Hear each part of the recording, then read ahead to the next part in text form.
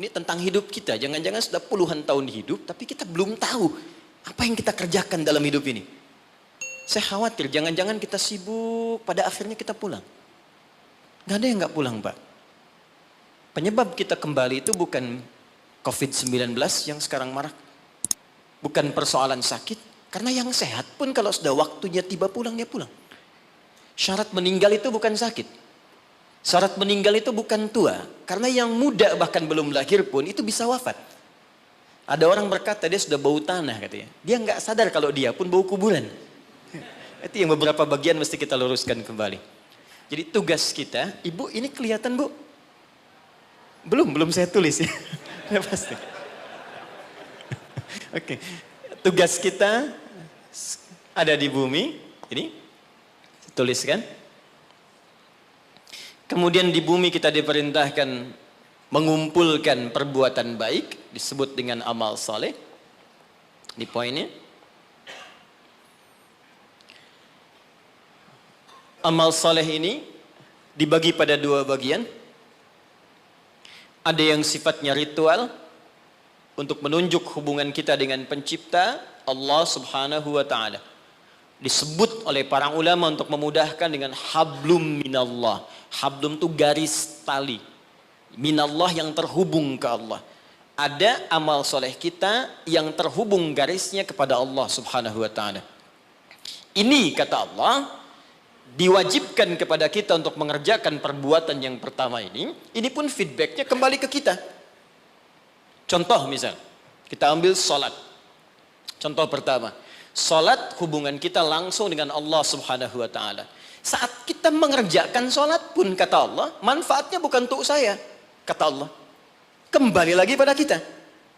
Karena itu ketika Anda bertanya, kenapa saya mesti sholat ya Allah? Diperdengarkan 5 kali dalam sehari. Supaya kita paham betul bahwa manfaat sholat kembali pada diri kita lagi. Coba, dalam sehari bukankah kita mendengar kalimat yang disampaikan oleh seorang muadzin? Ya, apa artinya? Adzan? Adzan apa artinya? Sebetulnya bukan panggilan asal kata adzan itu. Asalnya telinga. Adzan itu asalnya telinga. Jamaknya udhun. Jamak dari udhun itu adzan. Kenapa adzan disebut dengan adzan? Karena ini satu-satunya lafaz di muka bumi yang pasti akan selalu terdengar oleh orang yang masih punya pendengaran di telinganya. Dan ini satu lafaz satu-satunya di bumi yang tidak pernah berhenti 24 jam. Silahkan Anda cek kalau tidak percaya. Ya, karena itu waktunya setiap tempat pasti selalu berbeda. Jakarta selesai, Bekasi adzan. Bekasi selesai, Cikarang adzan.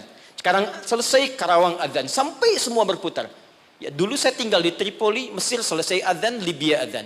Selesai Libya, Tunisia adzan. Tunisia selesai, Aljazair adzan. Maroko, sampai terus nyebrang. Ternyata 24 jam nggak pernah berhenti. Dan dahsyatnya, itu dibagi di setiap waktu beraktivitas. Bangun tidur pertama, subuh. Subuh selesai, muncul siang, zuhur. Selesai, masuk sore, asar. Selesai, pembuka ke malam, maghrib. Muncul malamnya, isya. Sampai tidur kita isya ke subuh lagi, 5 waktu dibagi, diperdengarkan kalimat itu. Ketika muncul kalimat, hayya 'alas shalah, Allahu akbar, hablum minallah. Apa bentuk ibadahnya? Hayya 'alas shalah. Tunaikan salat. Anda bertanya kenapa mesti salat? Kata Allah lewat suara muadzin, hayya 'alal falah. Supaya engkau sukses. Supaya engkau bahagia. Jadi falah itu bukan sekedar bahagia. Saya pernah terangkan di sini, kalau Anda buka kamus bahasa Arab Inggris, maka falah itu diterjemahkan dengan success and happiness. Jadi di sholat itu Pak, Bu, saya tekankan setiap saya kesini, saya selalu ulang-ulang kalimat ini. Di dalam sholat itu, baik gerakannya, juga bacaannya, itu terkandung ajaran-ajaran, hikmah-hikmah, dan rahasia-rahasia bimbingan menuju kesuksesan dan kebahagiaan dalam hidup. Di gerakannya bukan gerakan asal-asalan. Makanya Nabi ketat mengatakan, kata Nabi, "Shallu kama ra'aitumuni usalli." Salatlah kalian persis seperti melihat saya salat. Ada seorang bernama Khalad bin Rafi Az-Zuraiqi. Kisah ini ada di hadis Muslim, nomor hadis 319. Ya, riwayat sahabat Abu Hurairah radhiyallahu taala anhu. Ini ada seorang bernama Khalad bin Rafi Az-Zuraiqi di zaman Nabi. datang ke masjid, sholat di samping Nabi. Wan nabiyyu fi nahiyatin ukhra minal masjid. Jadi Nabi sedang duduk di sisi lain, dia sholat kurang lebih di sinilah. Begitu selesai sholat, sallama yaminan wa samala, dia salam ke kanan dan ke kiri, thumma atan nabiyya sallallahu alaihi wasallam. Lalu dia mendatangi Nabi sallallahu alaihi wasallam, fasallama ilaih. Dia mengatakan, "Assalamu alayk ya Rasulullah." Apa jawab Nabi? Perhatikan kalimatnya. "Wa alaikassalam wa rahmatullah, irji' salli fa innaka lam tusalli." Kata Nabi, "Wa alaikassalam wa rahmatullah, kamu salat lagi karena engkau belum salat." Padahal orang ini sudah salat dari takbir sampai selesai salam. Lalu dia mengulang salatnya sampai 3 kali. Jadi sekali selesai datang Nabi minta salat lagi. 2 kali selesai datang kata Nabi ulangi lagi. Sampai yang ketiga dia katakan, "Ya Rasulullah ma uhsinu ghairah."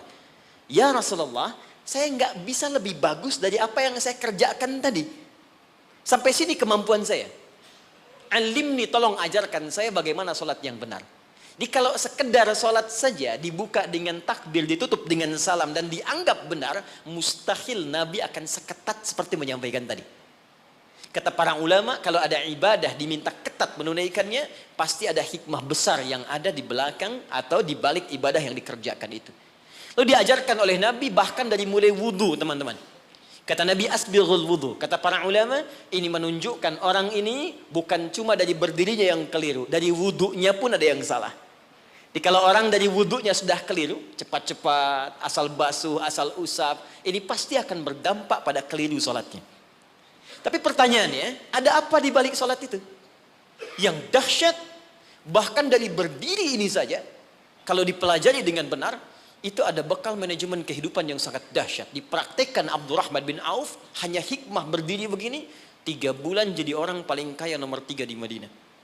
Dan setahun jadi orang paling kaya nomor 1 di Madinah, yang kapaknya saja bahkan terbuat dari emas. Jadi bukan main-main. Rukuknya ada hikmahnya, sujud ada maknanya, terlebih bacaannya. Karena itu ketika Allah menyebutkan perintah solat dalam Al-Quran, ada sindiran yang halus tapi tajam.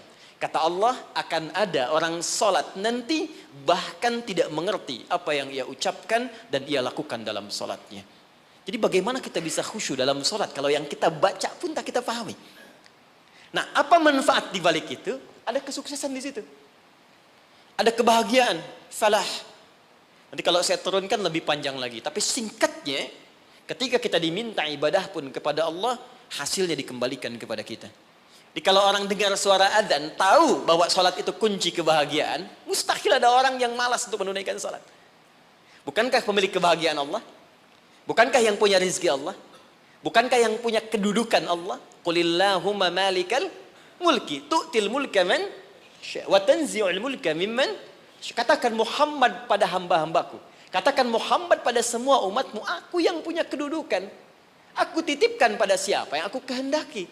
Anda menginginkan kedudukan, Anda pengen jabatan, Anda pengen harta, Anda jauh dari Allah. Ya bagaimana bisa meraihnya? Karena itu ketika Anda datang kepada Allah, Anda meminta petunjuk, ya Allah bagaimana cara aku mendapatkannya. Diberikanlah jalan lewat sholat itu. Makanya dalam sholat ada bacaan membimbing bagaimana dapat rizki yang benar. Warzuqni. Bagaimana supaya Anda kerja nikmat tidak diganggu banyak orang. Wajburni. Bagaimana supaya derajat kita diangkat. Warfa'ni. Bagaimana supaya dijaga kesehatan. Wa'afini. Bagaimana supaya mendapatkan kasih sayang dari teman-teman yang sekarang sedang kita bekerja. Karena boleh jadi Anda kerja, bagi Anda nikmat, bagi orang belum tentu. Karena itu nanti di fikih Quran, di manajemen bisnis dalam fikih Al-Quran, ada pernyataan begini. Ketika Anda sedang mengerjakan sesuatu yang besar, maka boleh jadi di sekeliling Anda pun mengincar hal yang sama yang sedang Anda kerjakan. Dan persaingan itu akan begitu ketat. Turunlah kemudian turunan-turunan yang ada di sekitaran itu. Siapa yang bisa menghentikan sifat iri hati di sekitaran teman-teman yang menginginkan proyek yang sama? Siapa yang bisa menghentikan hal-hal yang buruk yang mungkin menimpa ketika Anda mendapatkan tender yang sedang Anda kerjakan? Jika Anda tidak datang kepada yang punya kuasa lebih dari yang lainnya, maka bagaimana itu bisa dihentikan dalam pekerjaan Anda? Ini fungsinya salat.